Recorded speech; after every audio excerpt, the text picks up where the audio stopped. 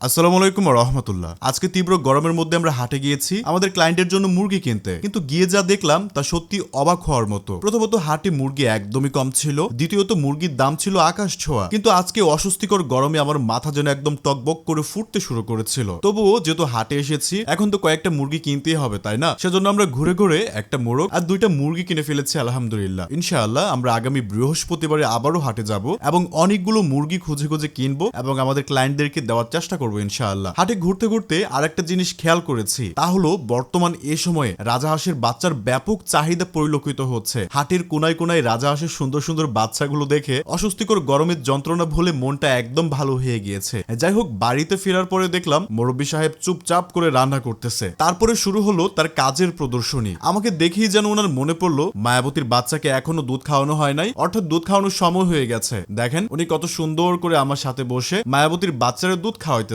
আসলে আমাদের ছোট্ট আরবির প্রাণীদের প্রতি ভালোবাসা আমাদেরকে মুগ্ধ করে। একটা কথা বলতেই হবে, আপনার ছোট্ট সোনামণিকে কখনোই জুলুম করবেন না, অর্থাৎ তার অপছন্দের কাজ তার উপর কখনো চাপায়া দিবেন না। সে যেভাবে খেলতে চায় তাকে সেভাবেই খেলতে দিন। এতে করে হবে কি, তার মানসিক বিকাশ ঘটবে। দেখুন না, আমাদের এই পুচকা মানুষটা সারাদিন কত কিছু করে, আমরাও তাকে সুযোগ করে দিই যাতে করে সে প্রাণবন্ত ও চঞ্চল থাকতে পারে। শিশুরা যখন চেষ্টা করে কিছু শিখতে বা করতে চায়, তখন তাদের ভুলগুলোকে হাসি মুখে গ্রহণ করা উচিত, কারণ তাদের চেষ্টার মাধ্যমেই লুকিয়ে থাকে আগামী দিনের সাফল্যের বীজ। আপনারা সকলে আমাদের জন্য দোয়া করবেন। আল্লাহ আপনাদের সকলকে ভালো রাখুক। আল্লাহ হাফেজ।